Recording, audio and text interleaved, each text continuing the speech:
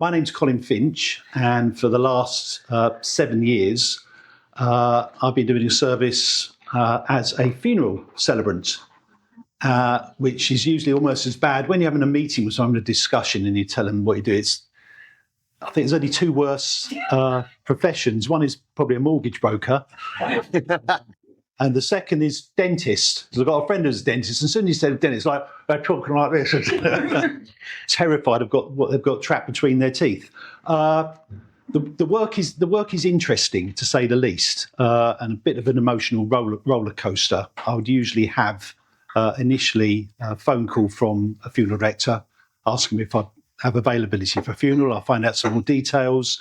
And after that, I'd probably have at least 5 or 6 points of contact with the family. And that would include at least one face-to-face meeting. So they've seen me, they know the type of funeral it is. But it's always very clear to them that I'm there to help them achieve the service they want. It's not about my feelings, not about what I think.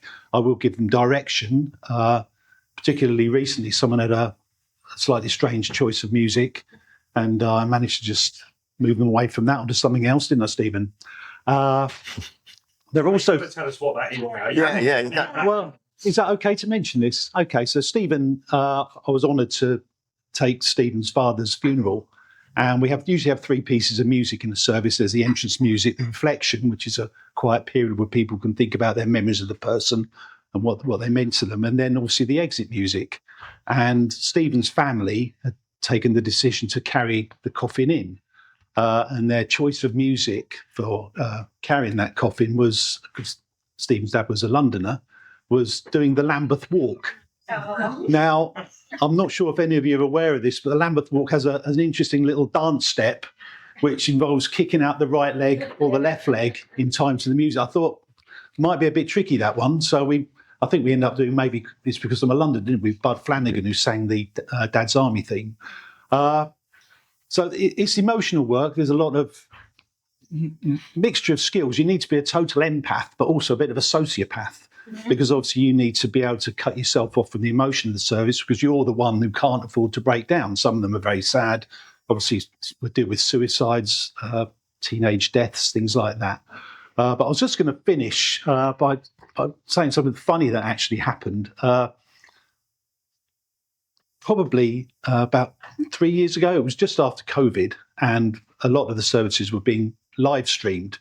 And a friend of mine who trained with me at the time said, "Oh, you got a service done?" I said, "Yeah, I have. It's being live streamed." So, "Oh, great, I'll watch it," because we do watch each other. You know, we've got a close little network of celebrants. And there's probably about 70, 80 people in the service. And halfway through, someone's phone went off. Now, if your phone goes off in a business meeting, it's not a massive problem. I'm sorry about that, turn it off or whatever.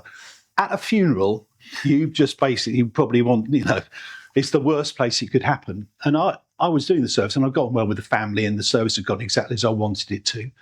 And so the phone goes off, and I'm thinking, this is awful for the person. I'm just thinking of the person who didn't turn their phone off. So I'm at the lectern, and coffin's there. And I just said to them, "Well, we know who that isn't." And I looked at the coffin, and that's brilliant. Everyone laughed, got away with it. Not saying I would every time, but I judged the room quite well. And Wayne, my celebrant friend, had seen this and told me, "Oh, that's brilliant. It's happened a couple of times. It does happen." And I wouldn't always say this. He said, I'm going to try that. So literally 2 or 3 weeks later, he had a service. Someone's phone went off, and quick as flash, he went, "Oh, well, we know that isn't." He said he wanted the ground to swallow him up. And they had another 20 minutes of the service, and people it's emotional enough, a funeral service, but they were staring daggers. And I think a lot of them would have gladly put him underground after that. So there's some judgment involved as well.